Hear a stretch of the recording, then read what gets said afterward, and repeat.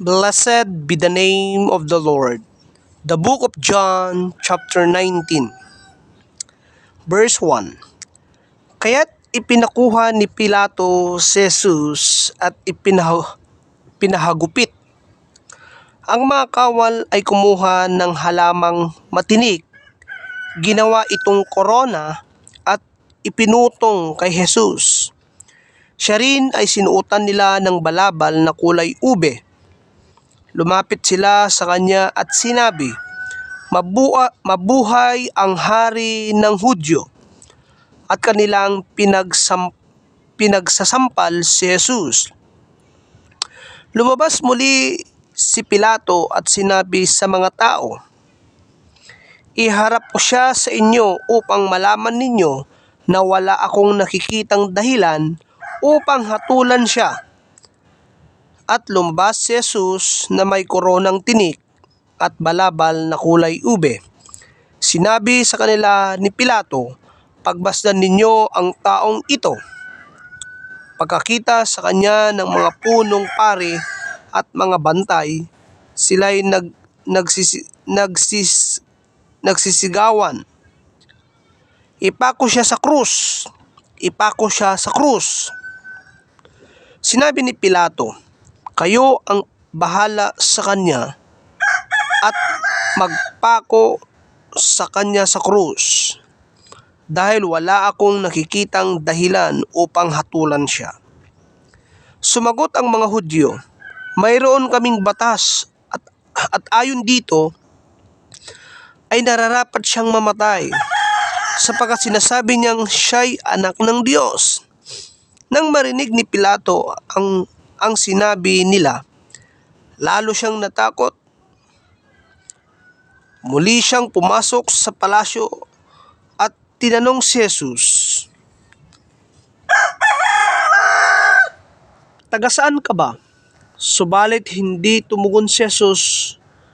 Muling nagtanong si Pilato, ayaw mong magsalita sa akin? Hindi mo ba alam na may kapangyarihan akong palayain ka o ipapako ka sa krus? Sumagot si Jesus, hindi ka magkakaroon ng kapangyarihan sa akin kung hindi iyan ibinigay sa iyo mula sa langit, at mas mabigat ang kasalanan ng nagdala sa akin dito sa harapan mo.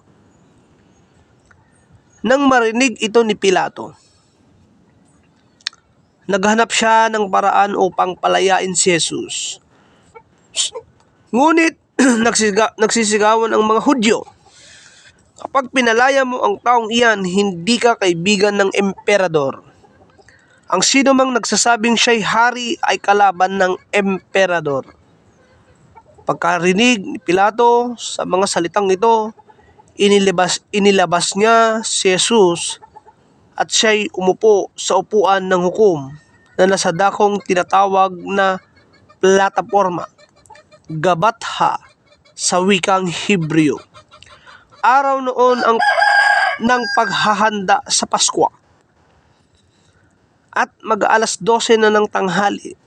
Sinabi ni Pilato sa mga Hudyo, narito ang inyong hari. Sumigaw sila, patayin siya, patayin, ipako sa krus. Ipapako ko ba sa krus ang inyong hari? Tanong naman ni Pilato. Sumagot ang mga punong pari, wala kaming hari kundi ang emperador. Kaya't ibinigay sa kanila ni Pilato si Jesus upang siya'y ipako sa krus. Ipinako si Jesus sa krus. Verse 17. Kinuha nga nila si Jesus, inilabas siya siyang pasan ang kanyang krus, papunta sa lugar na kung tatawagi dakong ng bungo, Golgotha sa wikang Hebreo. Doon ay ipinako siya sa krus kasama ng dalawa pa, isa sa gawing kanan at isa sa kaliwa. Gumawa si Pilato ng isang karatula at inilagay sa krus. Ganito ang nakasulat, si Jesus na taga Nazaret, ang hari ng mga Hudyo. Nakasulat ito sa mga wikang Hebreo, Latin at Griego. Marami sa mga Hudyo ang nakabasa nito sapagkat malapit lamang ang lungsod ang dakong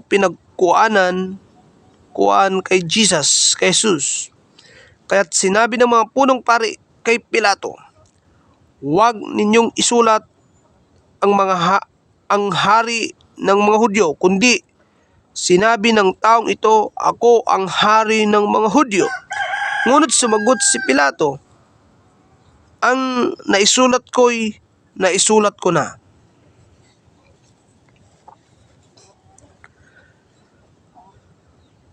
Nang si Jesus ay maipako na ng mga kawal, kinuha nila ang kanyang kasulatan at pinaghati-hati sa apat na bahagi. Isa sa bawat kawal, kinuha rin nila ang kanyang mahabang panloob na kasuutan. Ito'y walang tahi at hinabi ng buo mula sa itaas hanggang sa ibaba. Kaya't nag-usap-usap ang mga kawal, huwag nating punitin ito, magpalabunutan tayo para malaman kung kanino ito mapupunta.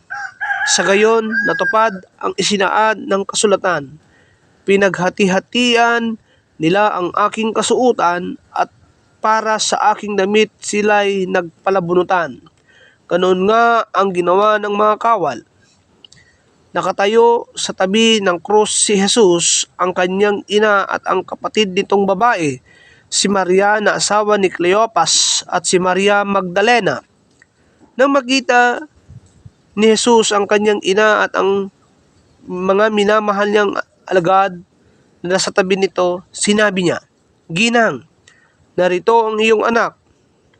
At sinabi niya sa alagad, "Narito ang iyong ina." Mula noon, pinatira ng alagad na ito sa kanyang bahay ang ina ni Jesus. Ang pagkamatay ni Jesus. Verse 28. Alam ni Jesus na naganap na ang lahat ng bagay, kaya't upang matupad ang kasulatan ay sinabi niya, "Nauuhaw ako." May isang mangkok doon na puno ng maasim na alak. Inilubog nila rito ang isang espongha. Ikinabit iyon sa isang tangkay ng hisupo at inilapit sa kanyang bibig. Pagkatanggap ni Jesus ng alak, sinabi niya, "Naganap na." Iniyuko niya ang kanyang ulo at nalagot ang kanyang hininga. Sinaksak ng sibat ang tagiliran ni Jesus. Verse 31. Noong araw ng paghahanda at ayaw ng mga Hudyo na manatili sa krus ang mga bangkay hanggang sa araw ng pamamahinga, dahil natatangi ang araw na iyon ng pamamahinga, kaya't hiniling nila kay Pilato na ipabali ang mga binti ng mga ipinako sa krus at alisin ang mga bangkay. Pumunta nga roon ang mga kawal at binali ang mga binti ng dalawang ipinakong kasama ni Jesus. Ngunit pagdating nila kay Jesus at makitang patay na siya, hindi na nila binali ang kanyang binti.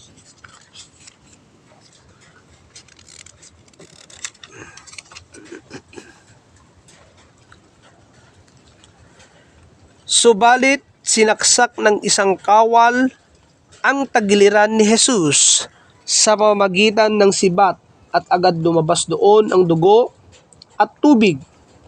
At ang nakakita nito ang nagpapatotoo upang kayo rin ay maniwala. Totoo ang kanyang pahayag at alam niyang katotohanan ang sinasabi niya.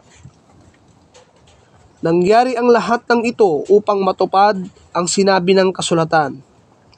Walang mababali isa man sa kanyang mga buto. At may bahagi pa rin ng kasulatan nagsabi, pagmamasdan nila ang kanilang sinaksak ng sibat. Ang paglibing kay Jesus. Verse 38. Pagkatapos nito, si Jose na taga Arimatea ay nagsadya kay Pilato upang humingi ng pahintulot na makuha ang bangkay ni Jesus. Dati ay inilihim ni Jose na siya'y isang alagad ni Jesus dahil sa mga pinuno ng mga Hudyo. Pinahintulutan naman siya ni Pilato, kaya't kinuha niya ang bangkay ni Jesus, kasama rin niya si Nicodemo na noong una sa gabi ay nagsadya kay Jesus.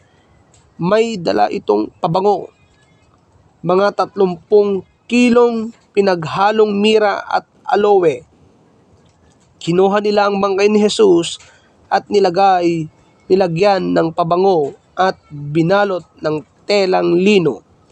Ayon sa kaugalian ng mga Hudyo, malapit sa pinagpakauan kay Jesus ay may isang halamanan at dito'y may isang bagong libingan hindi pa napaglilibingan. Dahil noon ay bisperas ng araw ng pamamahinga at dahil malapit ang libingang ito at doon nila inilibing si Jesus. Glory to God. Blessed be the name of the Lord.